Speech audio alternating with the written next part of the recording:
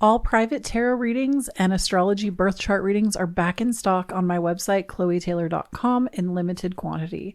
Book now to reserve your space. Link down below. Hey there, Cozy Babe, and welcome back to the most autumnal corner of the internet.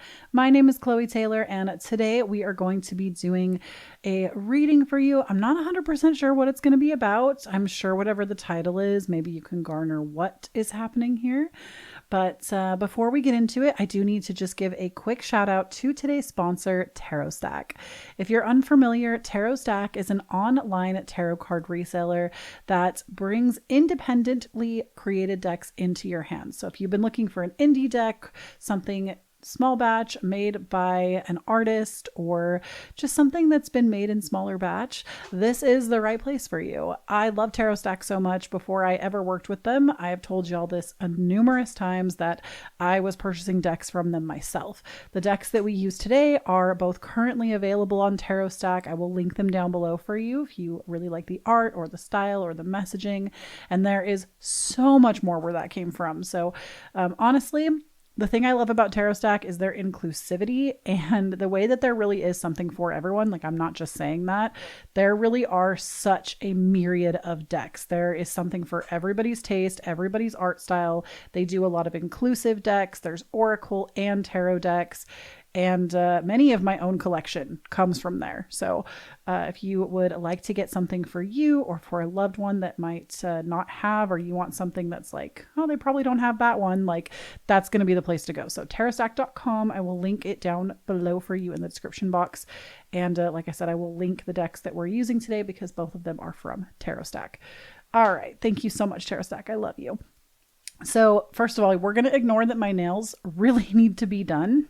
Like, I'm missing a nail here, so we're not going to comment on that. But today's reading, I really just wanted to get into almost like this meditative space and bring to you the energy of whatever you're just needing to hear right now. So we're going to do that. I am going to start by using this little bowl just for a moment. I don't think I'm actually going to play the bowl. I don't even know if my microphone will pick it up, but we'll try. I'm just going to hit it a couple of times, and I just encourage you to take a deep breath and receive this message. Take what resonates, leave the rest. There is no pile in this reading. This is a one pile reading. I think sometimes these readings are actually my best ones because all of the focus is on one pile instead of having to come back and do the video over numerous days, or I just feel like these ones are really potent. So I think we're into something really special today.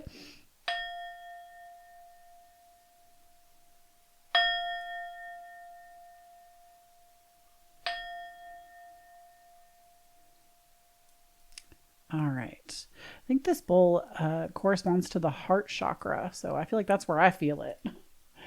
But we're just going to set that down and we're going to get into what is going on. We'll come back to this other deck. We're going to start with this one, which this deck, oh my gosh, it's probably one of my favorites, and they do sell out of it sometimes. It's the Dreamy Moons deck, but it's in like the light edition, and the black edition was the original. This one was made later, and I just feel like the imagery is the same. It's just all on white cardstock instead of black, and I feel like it really makes a lot of the imagery pop. So really enjoy it.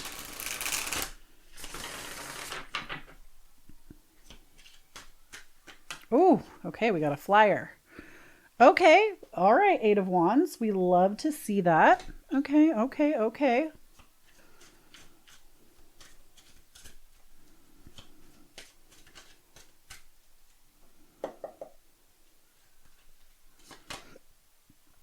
we've got Three of Wands. We've got Seven of Wands. This is interesting. 10 of Stars.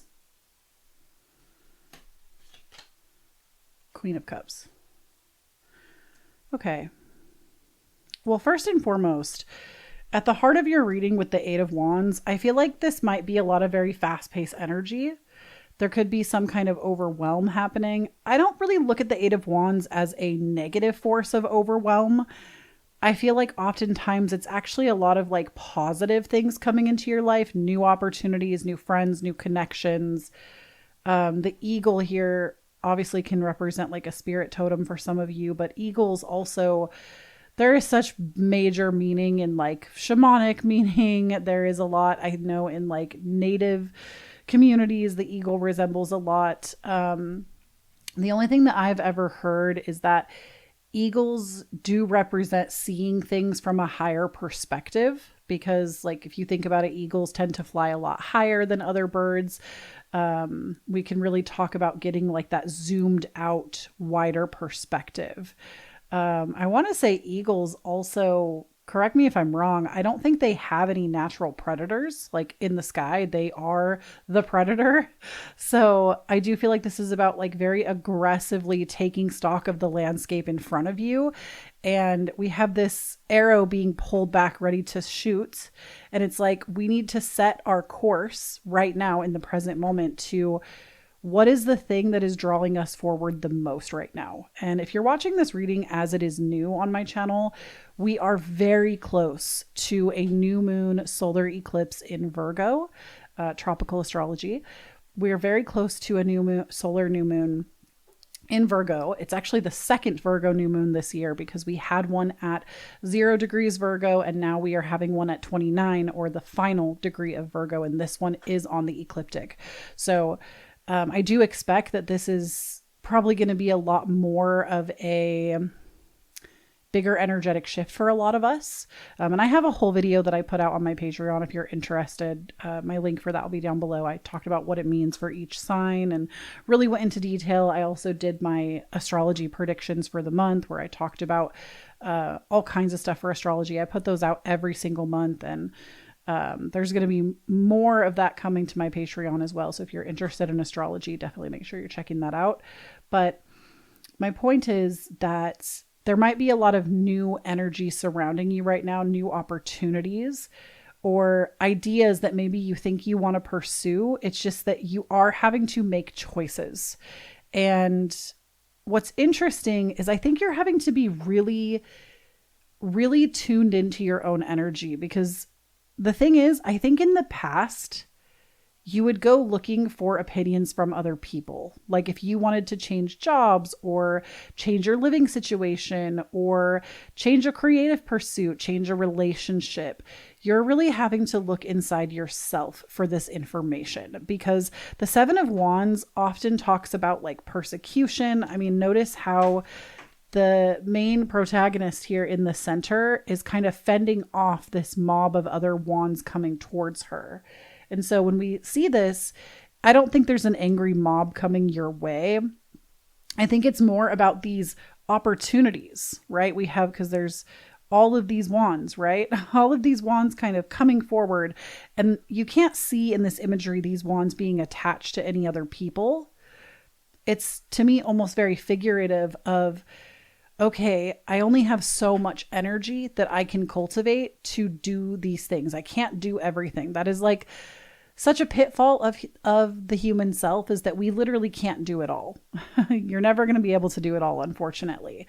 And it doesn't mean you can't pursue a lot of things at once, but eventually like things will have to soften up, because there is a season for everything.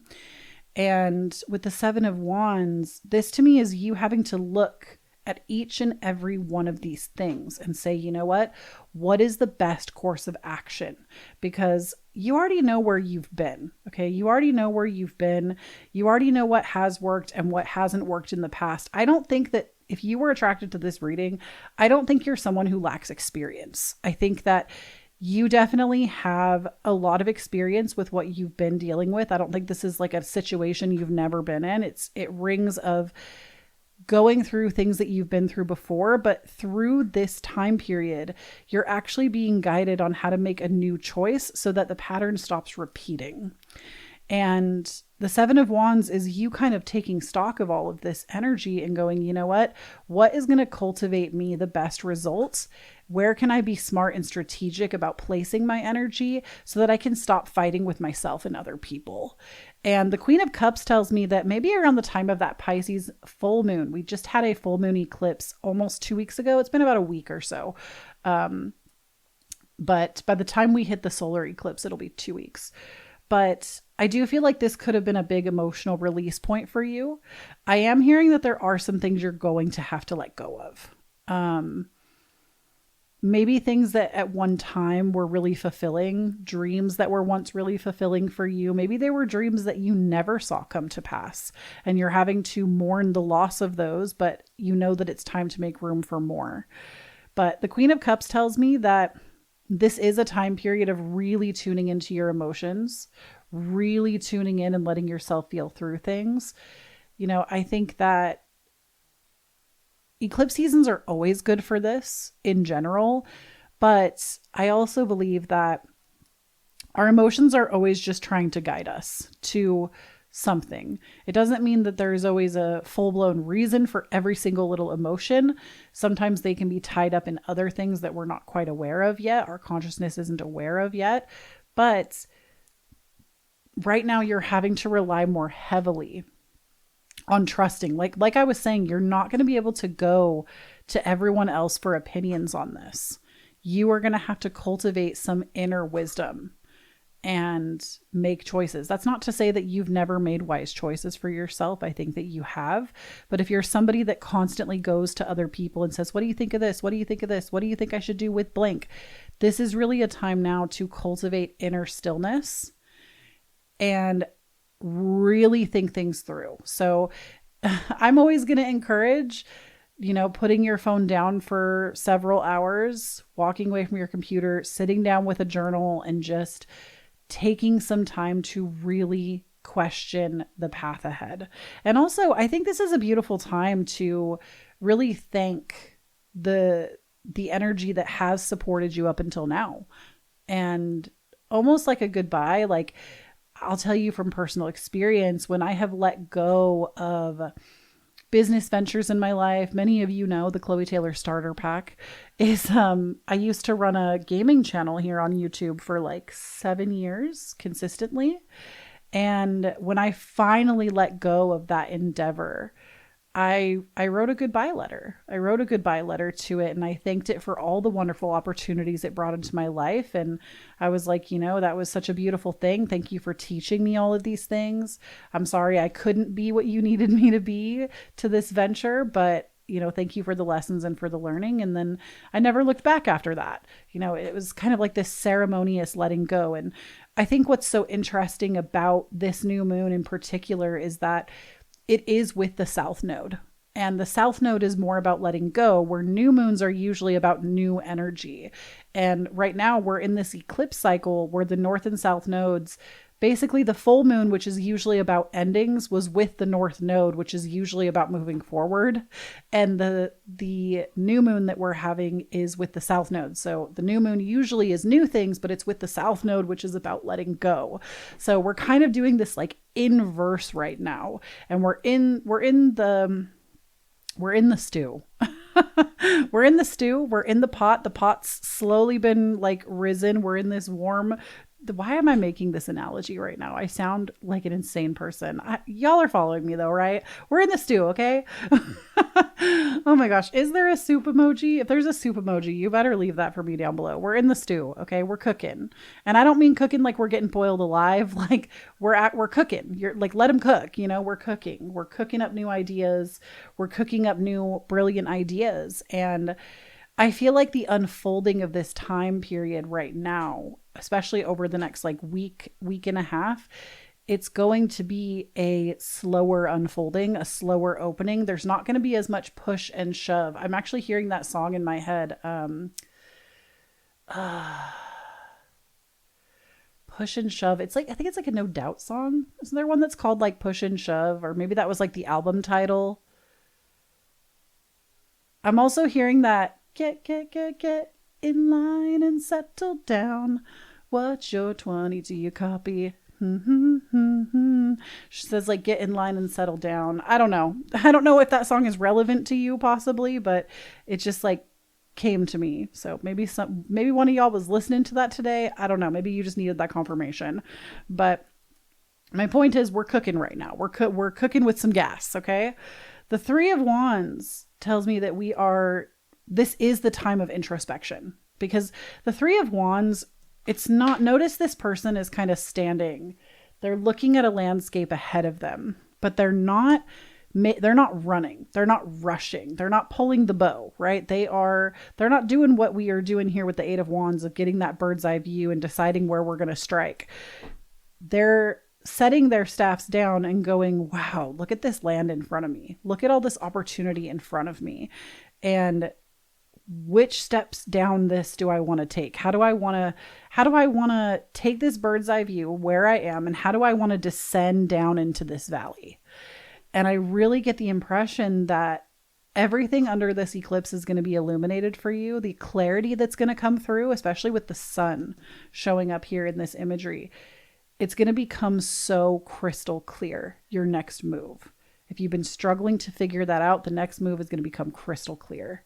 And I do just want to say, because these eclipses are really coming into this reading hard, the eclipse takes place on the 21st of September. I believe, depending on where you live, for some of you, it might happen on the 20th, because I think it happens at like close to the end of the day, like around midnight in some areas. So it might be the 20th or the 21st, but just know that like this is really being illuminated for you. So like pay attention, especially because this is very, the eclipse is taking place opposite Saturn in Pisces. Pay attention to your dreams in particular. I feel like we're getting a lot of messages from our dreams right now. But then the 10 of Stars popping out for you. I love it because this to me is about like, it's the happy home life, right? Especially this one. There are a lot of different depictions. This is the 10 of Pentacles, but they are called stars in this deck. They're called stars in this deck, but this one in particular, notice how we have like the family tree. There's a beautiful arch. We have the parents, 2 kids, the dog. It's very, sometimes I think the 10 of Stars can be, or the 10 of Pentacles can be about like only being focused on finances. But I think in this deck in particular, there's so much more. It's the lineage. It's our family ties, our connections. And I don't mean like your specific bloodline family. I mean the actual, like what family means to you, which to each individual means something different, right? Some people, it really is your blood tie family. For some people, you see family in your friends, family in your spouse, family in your pets. Maybe it's all of the above, right?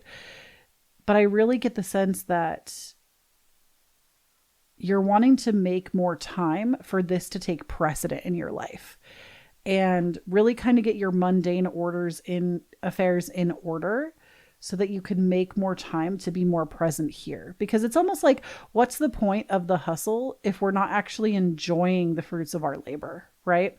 So 10 of Stars also to me is always a confirmation of finances going particularly well. Like, I feel like this can be like a sudden increase of abundance, accepting abundance, new inheritance sometimes as well. Let's actually get some more cards on that 10 of Stars. I'm just curious.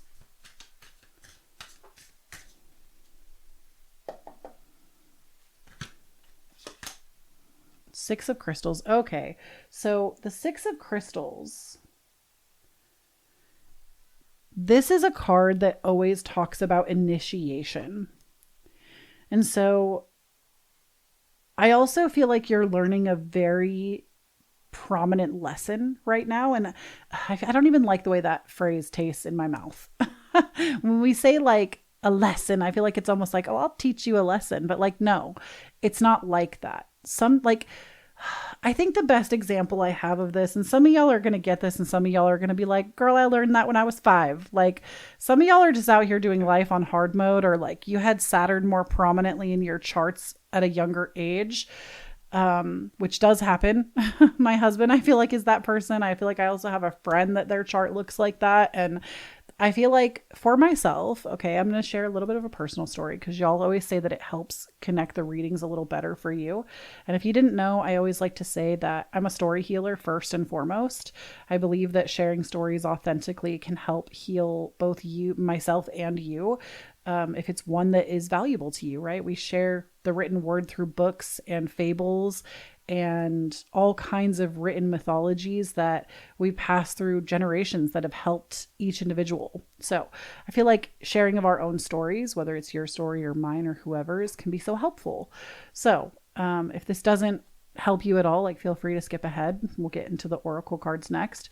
But I think a good example of like a big lesson, I've talked about this a little bit before, and I'll try to keep it brief, but a couple of years ago, I visited my hometown for the first time in like 7 years. I hadn't been home to see my family.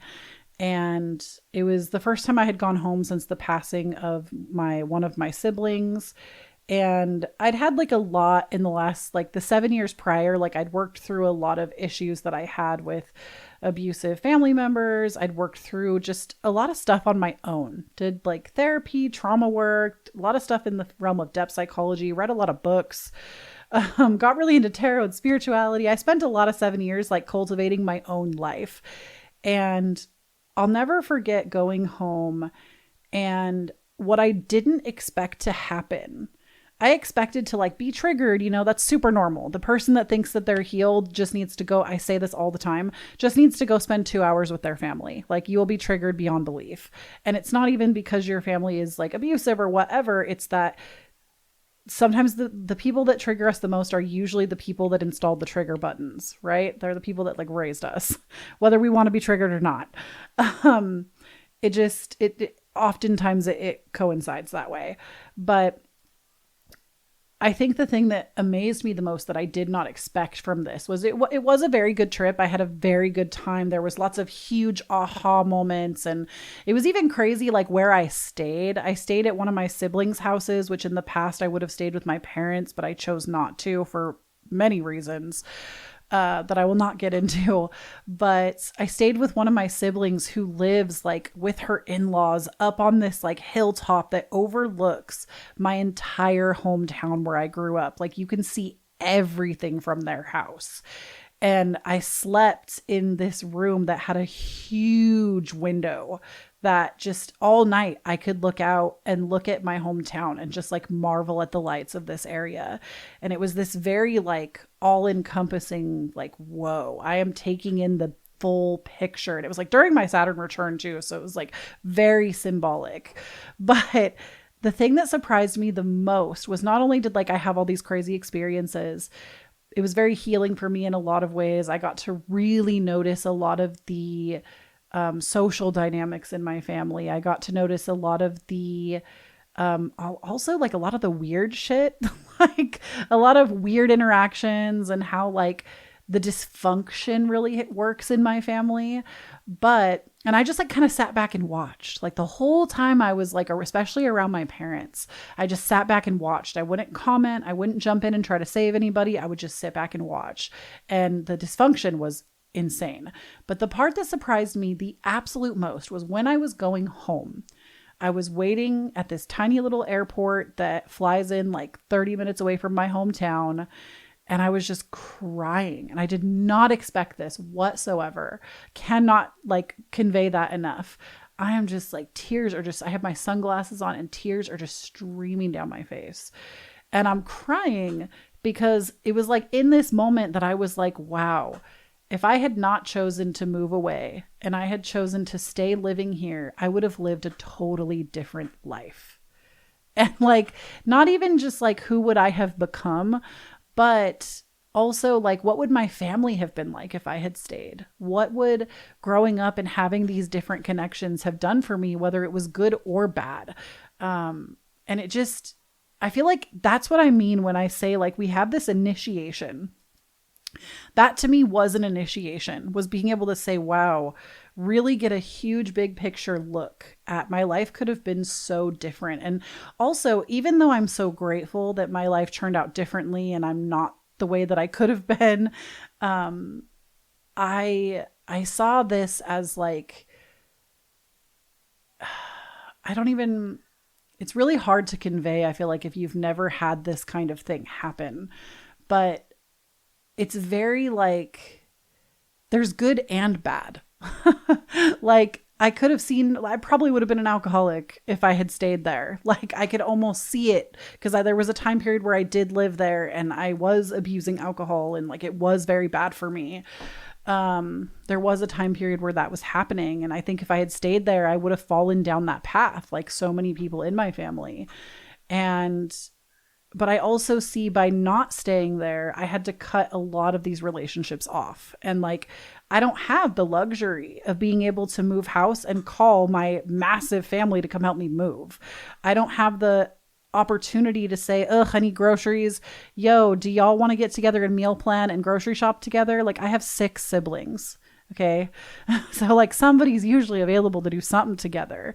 Or, oh, I made too much food. Can I come bring it by your house? Or, oh, I made an extra batch of cookies. Can I come bring it over? Or do you want to have a movie night? Or can you watch my cats while I go on vacation and I'll watch your dog while you do that? Like, you know what I'm saying? Like during that, I really uncovered like, wow, I have been doing my entire adult life with no village. And that was heartbreaking to me, but there's so many other positive things that I gained from denying the village. And so that's what I mean. Like your initiation doesn't have to be this like, oh, tragedy just struck yourself or your home or really terrible things. Like, yes, to me, it was like my heart ached for something. But also at the same time, I was so grateful for all the choices I had made. You get what I'm saying? Like, it's like you can see both sides of the coin, still the same coin. But it was just, I had never had an experience like that. And I was like 32 years old and I had never been like, wow, my life really could have turned out differently. And that to me was a major initiation of like recommitting to my own life separate from the village. And it was heartbreaking, but a really awesome learning tool for me. And so that's what I mean when I say like, I feel like this really marks some kind of pivotal initiation for you where it's not like it's going to be all terrible or all wonderful. There's just going to be like this bigger theme that pops out. And I do think it is more in line with like family, potentially something to do with finances. There's some kind of lesson and initiation that pops up. Okay, let's go ahead and get into the Oracle cards. I just want to pull a few. This is what is this deck called? This is the Child of the Universe Oracle card and guidebook. Also, I hope y'all don't mind. I'm just going to take a little sip of my drink here.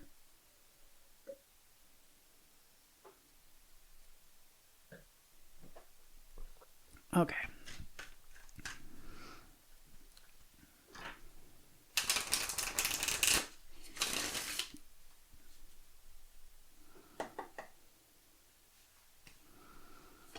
All right, we have the waning crescent. The waning crescent. And we also have cycles and phases. That's so funny that we got 2 cards that talk about the moon because we've been talking about all these phases, right? These eclipses and such. And the waning crescent, this is like what we get right before a new moon. And then cycles, I think what Spirit is asking me to remind you at this time is that, yes, this new moon is going to be significant. If you're not watching this around the time that it's published, like I also feel like whatever upcoming new moon is happening, just pay attention. But the other thing Spirit is telling me to remind you is that everything goes in cycles. So like, yes, you're experiencing these lunations, but eclipses in particular are a much wider picture because they go for 18 months instead of your typical 6 months. Normally, when we talk about lunations, we have a new moon in a sign, and then 6 months later, we have the full moon in that same sign. Most of the time. Sometimes it's a little bit off. That's a whole other story for a whole other time with astrology. But for the most part, that's how it works. But eclipses, because they are on the ecliptic, they are with the north and south nodes.